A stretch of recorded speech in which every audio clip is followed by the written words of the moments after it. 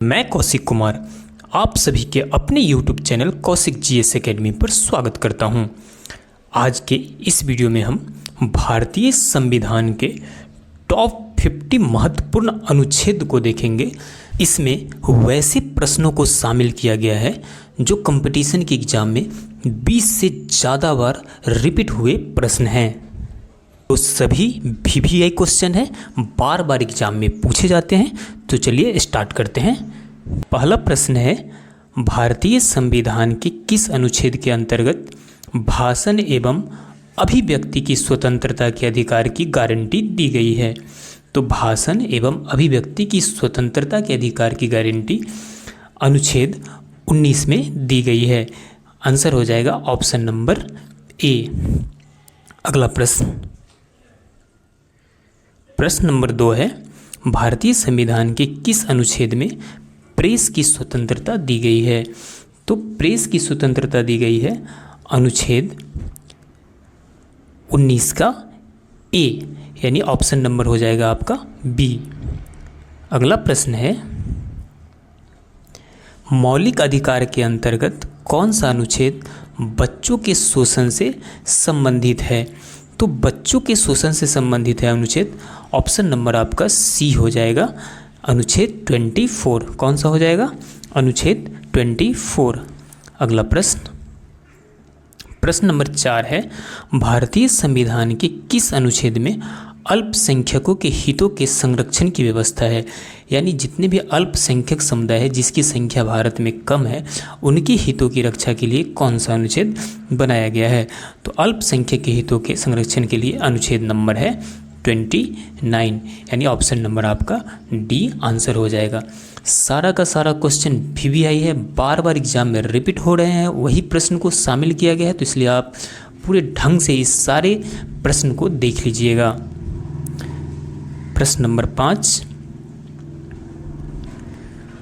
कौन से अनुच्छेद के अंतर्गत भारत का सर्वोच्च न्यायालय नागरिकों को मौलिक अधिकारों की रक्षा करता है?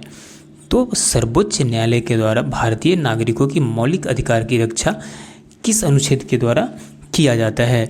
तो हो जाएगा आंसर आपका ऑप्शन नंबर ए, अनुच्छेद 32। अनुच्छेद 32। अगला प्रश्न है, भारत के महान न्यायवादी की नियुक्ति से संबंधित अनुच्छेद कौन सा है? भारत के महान न्यायवादी अटॉर्नी जनरल ऑफ इंडिया, तो इनकी नियुक्ति से संबंधित अनुच्छेद हो जाएगा ऑप्शन नंबर बी, अनुच्छेद 76। आपका कितना प्रश्न राइट होता है वो आप कमेंट करके ज़रूर बताइएगा। तो अगला 7 नंबर प्रश्न देखते हैं। 7 नंबर प्रश्न है, कौन सा अनुच्छेद संसद के 2 अधिवेशनों के बीच 6 माह के अंतराल की अनिवार्यता का उल्लेख करता है? यानी संसद के जो 2 अधिवेशन होते हैं उनकी अंतराल 6 महीने से ज़्यादा नहीं होना चाहिए। यह कौन सा अनुच्छेद कहता है? तो यह अनुच्छेद 85, यानी ऑप्शन नंबर आपका हो जाएगा सी राइट। अगला प्रश्न है, राष्ट्रपति संविधान के किस अनुच्छेद के अंतर्गत लोकसभा को भंग कर सकता है? तो राष्ट्रपति संविधान के अनुच्छेद 85 के अंतर्गत क्या कर सकता है? लोकसभा को भंग कर सकता है। राष्ट्रपति को अधिकार है कि वह लोकसभा को क्या कर सकता है? भंग कर सकता है। अगला प्रश्न नंबर 9, संविधान के किस अनुच्छेद द्वारा संसद की संयुक्त बैठक का प्रावधान किया गया है?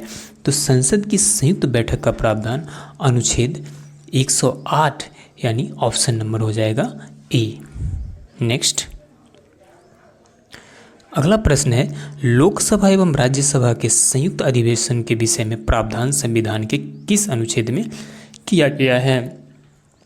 तो यह भी किया गया है अनुच्छेद 108 के तहत लोकसभा एवं राज्यसभा के संयुक्त अधिवेशन का प्रावधान किया गया है। तो दोनों का आंसर क्या हो जाएगा? अनुच्छेद 108।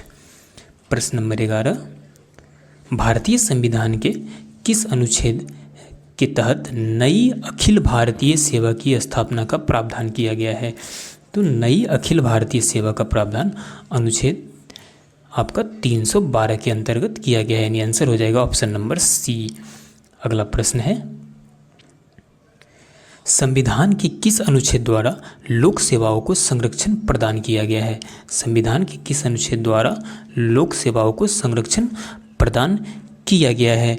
तो आपका आंसर हो जाएगा अनुच्छेद 312 के तहत लोक सेवाओं के संरक्षण का प्रदान किया गया है।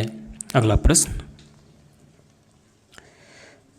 प्रश्न है संविधान के किस अनुच्छेद द्वारा संघ और राज्यों के लिए लोक सेवा आयोग का प्रावधान किया गया है? यानी संघ क्षेत्र और राज्य दोनों के लिए लोक सेवा आयोग का प्रावधान किया गया है। तो इसके लिए है, इसका आंसर हो जाएगा अनुच्छेद 315, यानी ऑप्शन नंबर हो जाएगा आपका ए राइट। अगला प्रश्न नंबर 14 है संघ लोक सेवा आयोग के कार्यों का उल्लेख किस अनुच्छेद के अंतर्गत होता है? तो संघ लोक सेवा कार्यों का उल्लेख अनुच्छेद 300 ऑप्शन है 325, 320, 322 और 324। तो आपका आंसर हो जाएगा अनुच्छेद 320 के तहत क्या होता है? संघ लोक सेवा आयोग के कार्यों का उल्लेख किया जाता है। अगला प्रश्न नंबर 15। प्रश्न है संविधान के किस अनुच्छेद के प्रावधानों के अंतर्गत भारत सरकार द्वारा भारत रत्न, पद्म विभूषण आदि अलंकरण प्रदान किए जाते हैं? यानी भारत में जो भारत रत्न, पद्म विभूषण, पद्म भूषण, ये सारे जो बड़े बड़े अवार्ड हैं वो किस अनुच्छेद में उल्लेखित है, किस अनुच्छेद के द्वारा दिया जाता है? ऑप्शन है अनुच्छेद 32, अनुच्छेद 15, अनुच्छेद 18, अनुच्छेद 23। तो आपका आंसर हो जाएगा अनुच्छेद 18 के अंतर्गत दिया जाता है, अनुच्छेद 18 के अंतर्गत दिया जाता है। प्रश्न नंबर 16 संविधान के किन अनुच्छेदों के अंतर्गत अल्पसंख्यकों को अपनी संस्कृति के संरक्षण तथा अपनी पसंद की शिक्षा संस्थाओं की स्थापना व संचालन के अधिकार को मान्यता प्रदान किया गया है? यानी भारत में जो भी अल्पसंख्यक हैं उनको भी ये अधिकार दिया गया है कि अपनी संस्कृति की वो रक्षा कर सकते हैं, अपनी पसंद की शिक्षा संस्थाओं का संचालन कर सकते हैं। तो यह कहा गया है अनुच्छेद, ऑप्शन नंबर डी हो जाएगा आंसर, अनुच्छेद 29 और 30 में। अगला प्रश्न है संविधान के किस अनुच्छेद में यह व्यवस्था की गई है कि प्रत्येक राज्य शिक्षा के प्राथमिक स्तर पर मातृभाषा में शिक्षा की पर्याप्त सुविधाओं की व्यवस्था करने का प्रयास करेगा? यानी जो भी राज्य है भारत के, उन राज्यों में जो उनकी मातृभाषा है उनको प्राथमिकता देगा वहाँ की शिक्षाओं में। यह किस अनुच्छेद में कहा गया है? तो यह कहा गया है अनुच्छेद नंबर 350 के ए में। किस में कहा गया है? 350 के ए में। अगला प्रश्न है नीति निर्देशक सिद्धांतों के निम्नलिखित अनुच्छेदों में से कौन सा अंतर्राष्ट्रीय शांति और सुरक्षा के संवर्धन से संबंधित है? तो ऑप्शन है आपका अनुच्छेद 41, अनुच्छेद 51, अनुच्छेद 48 के क और अनुच्छेद 43 के क। तो आपका आंसर हो जाएगा अनुच्छेद 51। अनुच्छेद 51 के तहत नीति निर्देशक सिद्धांतों के निम्नलिखित अनुच्छेदों में अंतर्राष्ट्रीय शांति और सुरक्षा के संवर्धन से संबंधित है। अगला प्रश्न है भारतीय संविधान के किन अनुच्छेदों में राज्यों के नीति निर्देशक तत्वों का उल्लेख है? तो भारतीय संविधान के किस अनुच्छेद में है? तो ये आंसर हो जाएगा आपका अनुच्छेद, ऑप्शन है 33 से 46, 34 से 48, 36 से 51 और 37 से 52। तो आपका आंसर हो जाएगा ऑप्शन नंबर सी, 36 से 51। अगला प्रश्न है भारतीय संविधान के अंतर्गत कल्याणकारी राज्य की अवधारणा निम्नलिखित में से किस अनुच्छेद में वर्णित है? तो कल्याणकारी राज्य की अवधारणा अनुच्छेद 39 में कहा गया है कि भारतीय संविधान में के अंतर्गत कल्याणकारी राज्य की अवधारणा को अनुभूति किया गया है। अगला प्रश्न भारतीय संविधान का कौन सा अनुच्छेद राज्य सरकारों को ग्राम पंचायत गठन करने का निर्देश देता है? कई बार एग्जाम में रिपीटेड प्रश्न है। ऑप्शन है अनुच्छेद 40, अनुच्छेद 51, अनुच्छेद 32, अनुच्छेद 37। तो आपका आंसर हो जाएगा अनुच्छेद 40। अनुच्छेद 40 भारतीय संविधान के तहत राज्य सरकारों को पंचायत राज्य के गठन का निर्देश देता है। अगला प्रश्न, प्रश्न नंबर 22, देख सकते हैं कि 42वें संशोधन द्वारा संविधान के किस अनुच्छेद में मौलिक कर्तव्य जोड़ा गया है? तो मौलिक कर्तव्य जोड़ा गया है अनुच्छेद 51 के क में। क्या हो जाएगा? अनुच्छेद 51 के क। अगला प्रश्न है प्रश्न नंबर 23, भारतीय संविधान के किस अनुच्छेद में मौलिक कर्तव्यों की चर्चा है? तो मौलिक अधिकार जोड़ा भी गया है और मौलिक कर्तव्य की भी चर्चा है। आपका ऑप्शन नंबर सी हो जाएगा। इसका भी होगा 51 के ए या 51 के क बोल सकते हैं। प्रश्न नंबर 24, भारत के संविधान के किस अनुच्छेद के अंतर्गत भारत के राष्ट्रपति पर महाभियोग चलाया जा सकता है? तो भारत के राष्ट्रपति पर महाभियोग चलाने के लिए यहाँ पे किस अनुच्छेद का प्रावधान किया गया है? तो अनुच्छेद 61, ऑप्शन नंबर डी आपका आंसर हो जाएगा। अगला प्रश्न, संविधान के किस अनुच्छेद में उपराष्ट्रपति का पद का प्रावधान किया गया है? तो भारत में एक उपराष्ट्रपति होगा, तो इसका प्रावधान किया गया है अनुच्छेद 63 के अनुसार। अनुच्छेद 63 के अनुसार भारत का एक उपराष्ट्रपति भी होगा। अगला प्रश्न है, संविधान की किस अनुच्छेद के अंतर्गत मंत्रीगण सामूहिक रूप से लोकसभा के प्रति उत्तरदायी होता है? तो जितने भी मंत्री होते हैं कैबिनेट के, उस सभी लोकसभा के प्रति उत्तरदायी होते हैं। यह कहा गया है अनुच्छेद 75 में, यानी ऑप्शन नंबर आपका बी राइट हो जाएगा। अगला प्रश्न है, संविधान का कौन सा अनुच्छेद मंत्री परिषद के गठन के बारे में आधारभूत नियम निर्धारित करता है? यानी मंत्री परिषद का गठन करने के लिए जो नियम है, कानून है, वो कौन सा अनुच्छेद बताता है? तो वो बताता है अनुच्छेद 75। अनुच्छेद क्या बताता है? 75, यानी दोनों का आंसर यही हो जाएगा। अगला प्रश्न है, भारतीय संविधान के किस अनुच्छेद में निर्वाचन आयोग के लिए प्रावधान किया गया है? भी एकदम क्वेश्चन है। तो निर्वाचन आयोग का प्रावधान अनुच्छेद 324 के तहत किया गया है। अगला प्रश्न है, लोकसभा में एंग्लो इंडियन समुदाय के प्रतिनिधित्व के लिए प्रावधान संविधान के किस अनुच्छेद के अंतर्गत किया गया है? तो एंग्लो इंडियन का प्रावधान किया गया है अनुच्छेद 331 के तहत। किसके तहत? 331 के तहत। अगला प्रश्न, नेक्स्ट क्वेश्चन है, अनुसूचित जातियों और अनुसूचित जनजातियों के लिए एक राष्ट्रीय आयोग गठित करने का प्रावधान संविधान के किस अनुच्छेद के अंतर्गत किया गया है? आपका ऑप्शन है अनुच्छेद 339, अनुच्छेद 338 एवं 338 ए, अनुच्छेद 337, इसके अलावा अनुच्छेद 334। तो आपका आंसर क्या हो जाएगा? आपका आंसर हो जाएगा ऑप्शन नंबर बी, अनुच्छेद 338 एवं अनुच्छेद 338 के ए। अगला प्रश्न, नेक्स्ट क्वेश्चन है, संविधान के किस अनुच्छेद के अंतर्गत हिंदी को राजभाषा का दर्जा प्रदान किया गया है? तो हिंदी को राजभाषा का दर्जा प्रदान किया गया है अनुच्छेद 343 के अंतर्गत। किसके अंतर्गत? 343 के क के अंतर्गत संविधान को हिंदी को राजभाषा का दर्जा प्रदान किया गया है। प्रश्न नंबर 32, किस अनुच्छेद में यह प्रावधान किया गया है कि संघ की राजभाषा हिंदी तथा लिपि देवनागरी होगा? यानी हिंदी क्या होगा, लिपि क्या होगा, देवनागरी, और राजभाषा क्या होगी? तो होगी हिंदी।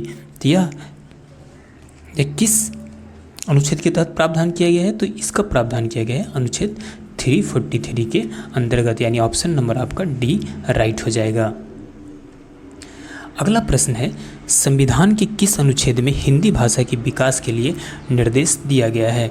ऑप्शन है अनुच्छेद 343, अनुच्छेद 351, इसके अलावा है अनुच्छेद 330 और अनुच्छेद 36।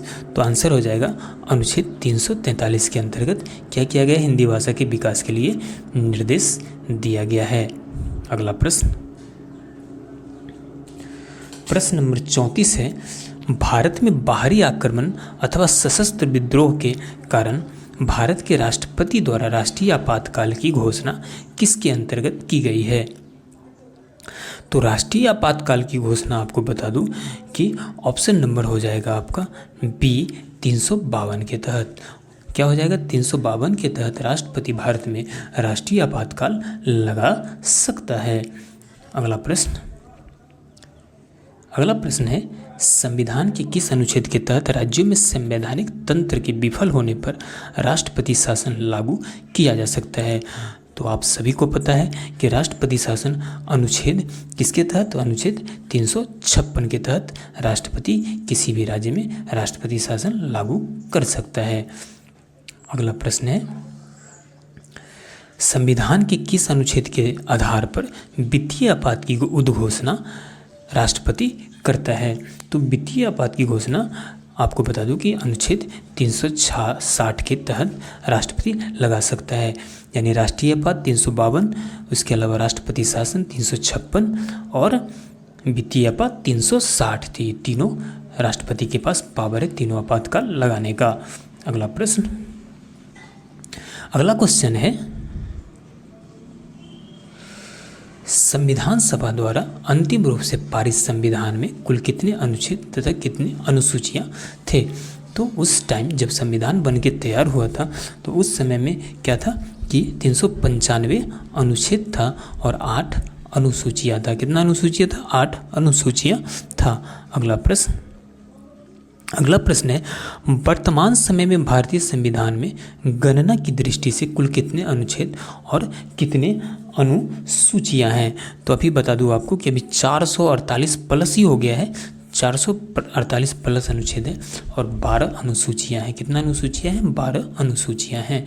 अगला प्रश्न, संविधान के किस अनुच्छेद में यह अंकित है कि इंडिया अर्थात भारत राज्यों का संघ है? ऑप्शन है अनुच्छेद 3, अनुच्छेद 4, अनुच्छेद 1 और अनुच्छेद 2। तो अनुच्छेद 1 के तहत कहा गया है कि भारत क्या है? राज्यों का संघ है। अगला प्रश्न,